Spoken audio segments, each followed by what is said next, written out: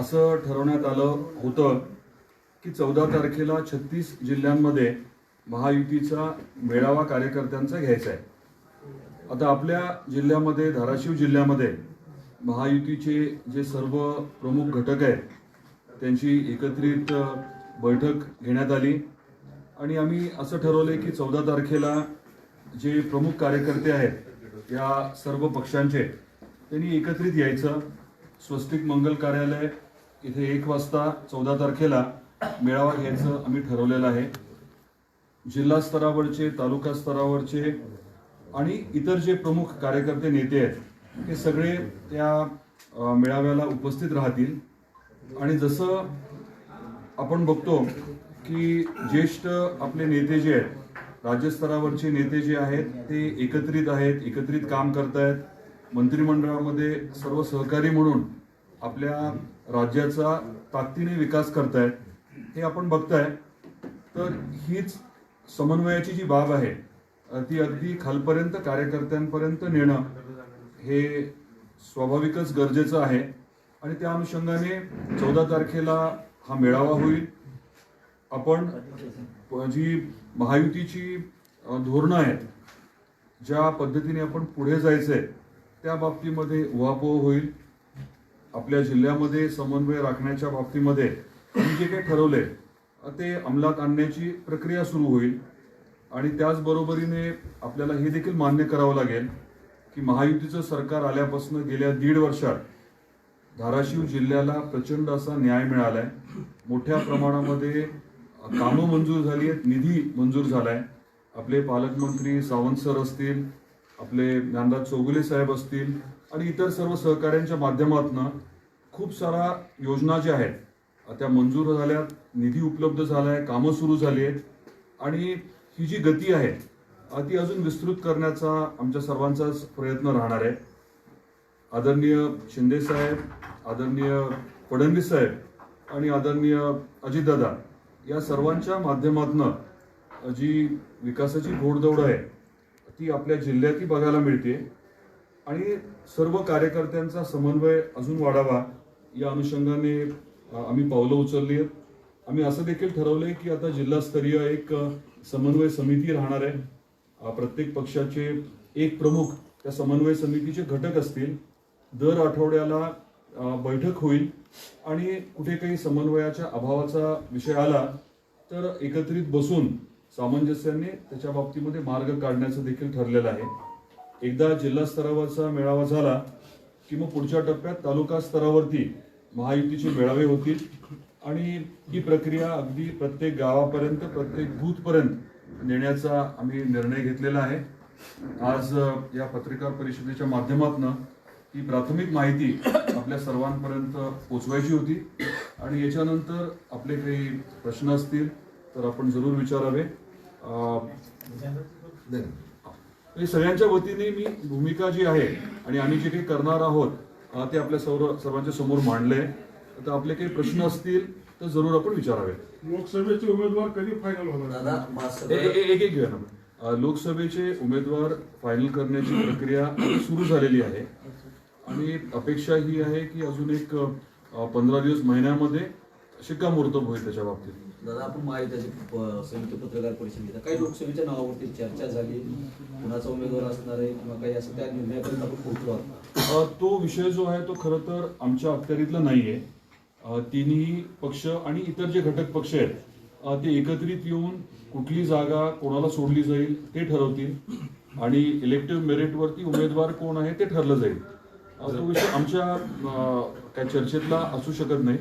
पण एक गोष्ट आहे की समन्वयाने काही टप्पे चालू आहेत, सर्वे पक्षांकडनं केले जात आहेत आणि पूर्ण माहिती जी आहे ती एकत्रित करण्याची प्रक्रिया आता चालू आहे. जसं आपले घटक पक्ष आहेत, समजा राष्ट्रवादीचा गट असेल किंवा शिवसेनेचा गट असेल, त्यांनी इच्छुक उमेदवार त्यांचे जाहीर केले. तसं भारतीय जनता पार्टी कोण इच्छुक आहे? मी म्हणत नाही की तुमचा सर्वे काय इच्छुक कोण आहेत किंवा त्यांना अनेकांनी इच्छा व्यक्त केलेली आहे. त्या बाबतीमध्ये मी बोलणं योग्य नाहीये. ज्या त्या लोकांपर्यंत स्वाभाविकच आहे की आपण विचारलं ते सांगू शकतील. पण आमची भूमिका काय आहे? आमची भूमिका ही आहे की निर्णय जो आहे तो जे प्रमुख नेते आहेत ज्या त्या पक्षाचे ते एकत्रित बसून घेणार आहेत. त्यामुळे त्याच्या बाबतीमध्ये फार चर्चा आम्ही करणं काही संयुक्तिक नाहीये. आपलं सुद्धा सर्वेमध्ये नाव आहे का लोकसभेमध्ये? आपली नाव सगळ्यांचीच नाव असतील ना. आपण इच्छुक आहात का? वैयक्तिक आपण इच्छुक आहात का? आम्ही जर परत- पक्षाने जबाबदारी दिली तर आपण मी ती स्वीकारणार. परत मी रिपीट करतो की याच्या बाबतीतले निर्णय जे आहेत ते वरच्या स्तरावरती होणार आहेत. जागा कुठल्या पक्षाला सुटेल आणि उमेदवार कोण राहील या बाबतीतले निर्णय जे आहेत ते आमच्या पलीकडचे आहेत. त्यामुळे त्या बाबतीत तुमच्या पक्षातला पालकमंत्री असं म्हणाले की तुमच्या भावी पक्षातला- खासदार आपल्याला म्हणाले होते. काय म्हटलं? परवा पालकमंत्री स्वतः म्हणाले की भावी खासदार यापुढे नाही, ऐका ना, आपल्याला त्या अनुषंगाने मी कुठली तरी बातमी किंवा हेडलाईन देणं काही योग्य नाहीये. हे समन्वयाचा विषय आहे. आम्हाला एकत्रित आता पूर्ण ताकदीने बूथ लेवल पर्यंत काम करायचं एकत्रित. बरोबर आहे. तर त्या अनुषंगाने ही पावलं आम्ही उचलतोय. भाजपनं काय यासाठी तयारी केली? प्रत्येक गावामध्ये बूथ तयारी झालेली आहे का भाजपची? प्रत्येक पक्ष बूथ पर्यंतची रचना जी आहे ती तयार करते. ती प्रक्रिया जी आहे ती चालू आहे. सर्वच पक्षांची, भारतीय जनता पार्टी सकट सगळ्यांची ही प्रक्रिया चालू आहे. भाजपची पूर्ण झाली का? भारतीय जनता पार्टीची पूर्ण झाली का मतदारसंघामध्ये गाव? आमची प्रक्रिया जी आहे ती निरंतर चालू असते आणि प्रत्येक गावामध्ये बूथ कमिटी आणि इतर झालेले आहे. काय म्हणताय? भारतीय जनता पार्टी मधला आश्वासक चेहरा तुम्हाला कुठला वाटतोय आणि विरोधी चेहरा म्हणून तुम्ही कुणाला पाहता? ही आजची जी पत्रकार परिषद आपली आहे ना ती त्या अनुषंगाने खरंच नाहीये. हा, मग मला आपल्याला आवर्जून एक्सप्लेन करायचंय की जनतेपर्यंत आपल्या माध्यमातून आम्हाला काय पोहोचवायचंय आजच्या प्रेसमधनं आणि फक्त जिल्हा स्तरावरती की काही पक्ष प्रवेश होणार आहे? पक्षप्रवेशाचं वगैरे काही तसं काही नियोजित नाहीये. प्रत्येक पक्षाकडनं कदाचित वर्णकुणी नेता येणार असेल तर येईल, परंतु मूळ जबाबदारी आहे ती आमची सगळ्यांची आहे. आम्ही साधतोय. इलेक्शनचं तर विषय आहेच, परंतु त्याच्या पलीकडे जाऊन लोकांच्या ज्या अपेक्षा आहेत महायुतीकडनं, डबल इंजिन ट्रिपल इंजिन सरकार आपण म्हणतोय, येणाऱ्या लोकसभा निवडणुकीचा निर्णय जो आहे तो सगळ्यांनाच माहिती आहे. मोदी साहेबांच्या नेतृत्वाखालीच आपल्याला पुढे जायचंय. अमृत काळाचं आपण बोलतोय, तर त्या अनुषंगाने देखील आमची सकारात्मकता जी आहे ती खालपर्यंत आम्हाला पोहोचवायची आहे. दादा, भाजपचे काही नेते आहेत जे मोठे होर्डिंग लावतात शहरामध्ये असतील किंवा जिल्ह्यामध्ये. ते म्हणतात की लोकसभेचा उमेदवार तेच आहेत. मात्र अशा लोकांना त्याच्यानंतर राष्ट्रवादीच्या वतीने सुरेश दाजी बिराजदार असणार आहेत. त्यानंतर प्रहारच्या संघटनेच्या माध्यमातून मयूर काकडे ती जबाबदारी स्वीकारतील. आरपी समन्वय राहतील आणि आठवड्यातला एक दिवस ते आवर्जून या कामासाठी उपस्थित राहतील. दादा, समन्वयक समितीमध्ये सर्व पार्टीचे जिल्हाध्यक्ष दिसत आहेत, मात्र भारतीय जनता पार्टीचे जिल्हाध्यक्ष दिसत नाही. त्यांना आहेत आणि राष्ट्रवादीकडून सुरेश आम्हाला तिघांना या जिल्ह्याची जबाबदारी दिली, तर आपण तिघं न करता तर जिल्ह्यातील इतर घटक पक्षांची सगळी लोक एकत्रित करून आपला विचार शेवटपर्यंत नेण्यासाठी म्हणून आता आम्ही ही प्राथमिक पहिली बैठक घेतली आणि त्यात जिल्हा लेवलचे आम्ही आमचे इथले समन्वयक नेमले. याच धर्तीवर आम्ही तालुका स्तरावर असे समन्वयक नेमू आणि गाव लेवलला सुद्धा असे समन्वयक नेमून तिन्ही घटक पक्षात. हा महत्वाचा विषय आहे. आणि जर तुम्ही विजन म्हटला तर मोदी साहेबांचं विजन काय आहे की पुढच्या 25 वर्षामध्ये आपला देश जो आहे तो विकसित देश म्हणून ओळख निर्माण करायची आहे. विश्व मित्र अशी आपली दृढ ओळख निर्माण करायची. विकसित भारत म्हणत असताना मग विकसित धाराशिव विषय आला. विकसित धाराशिव म्हणजे काय, तर इथली मोठी कामं तर व्हायला हवी, परंतु इथे रोजगार निर्मितीवरती आपण भर देतोय. इथे येणाऱ्या काळामध्ये तुमच्या सर्वांच्या माध्यमातून मला लोकांपर्यंत पोहोचवायचं आहे की रोजगार, स्वयंरोजगार हे औद्योगिकरणाच्या माध्यमातून आणि पर्यटनाच्या माध्यमातून हे आपलं जास्त फोकस राहणार आहे.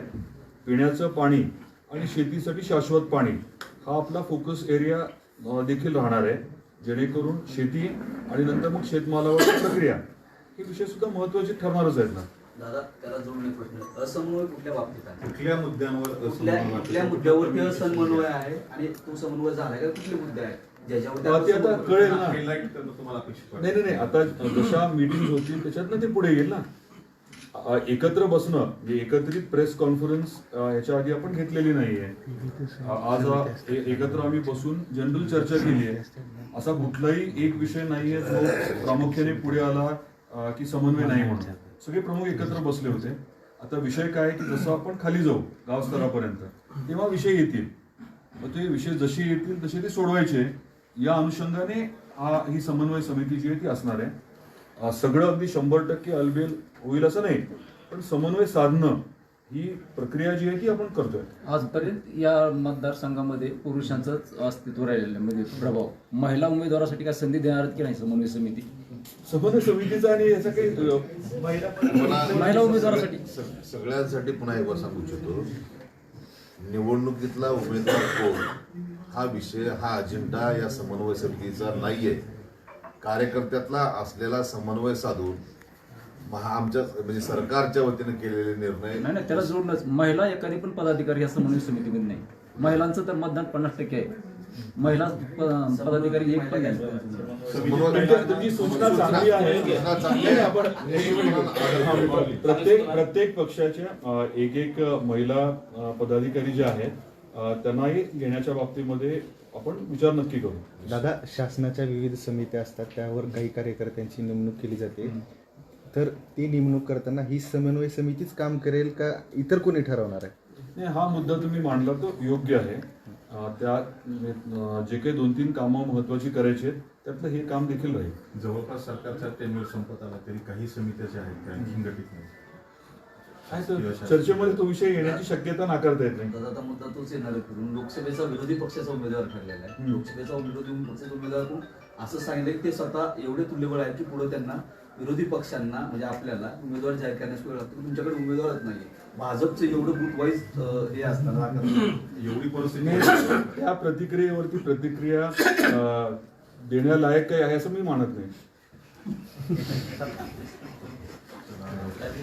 सगळ्यांतर्फे एक सांगता येईल की 2024चा खासदार हा महायुतीचा असेल. येस. दादा 14 तारखेला पालकमंत्री उपस्थित राहणार आहेत. शक्यता आहे, उपस्थित राहण्याची शक्यता आहे. शक्यता नाकारता येत नाही. नाही त्यांना पालकमंत्री महोदय जे आहेत ना ते देखील स्वाभाविकच आहे की या विषयातले प्रमुख आहेत. दादा, लोकसभेच्या तोंडावर काय मोठा प्रवेश होण्याची चर्चा सुरू आहे सध्या.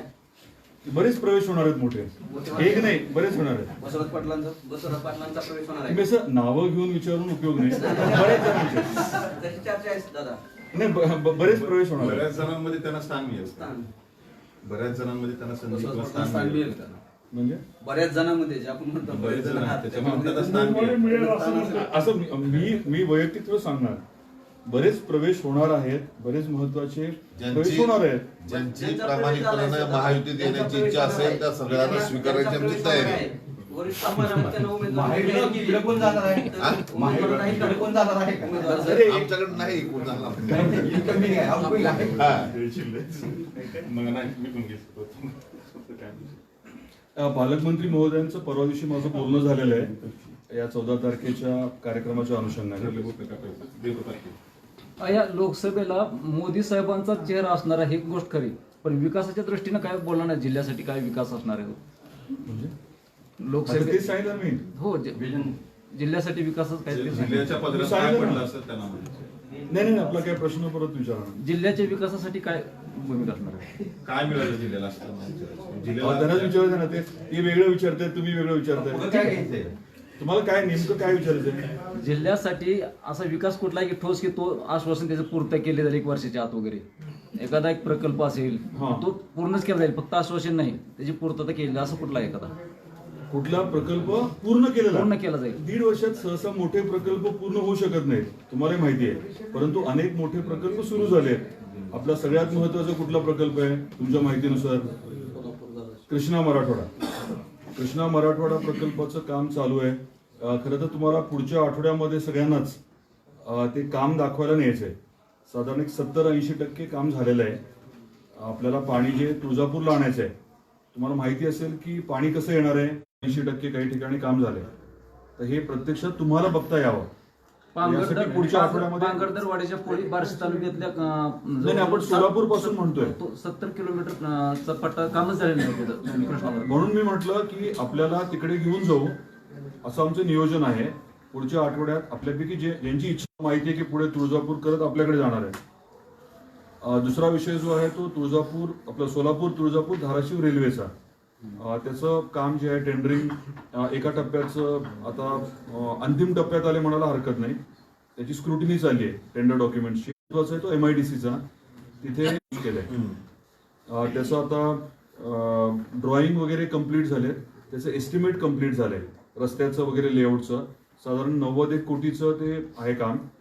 त्याची अंतिम मान्यता मिळाली की त्याचं टेंडरिंग सुरू. आपला फोकस काय आहे तर रोजगार निर्मिती, स्वयंरोजगार निर्मिती.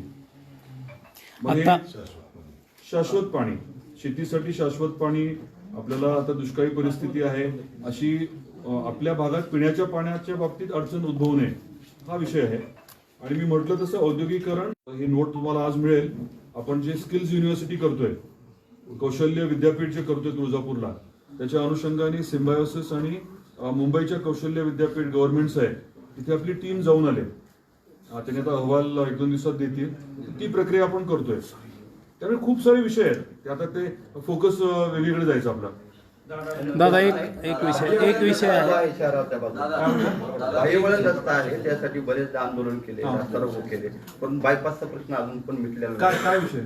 बायपास नॅशनल हायवेचं सर्व्हिस रोड त्याचं टेंडरिंग एक साधारण 15 दिवस ते महिन्यात होऊन जाईल. आम्ही पाठपुरावा केलाय, त्याला मान्यता मिळालेली आहे. कारण बरेच खूप लाईट सकट म्हणजे स्ट्रीट लाईट आणि सर्व्हिस रोड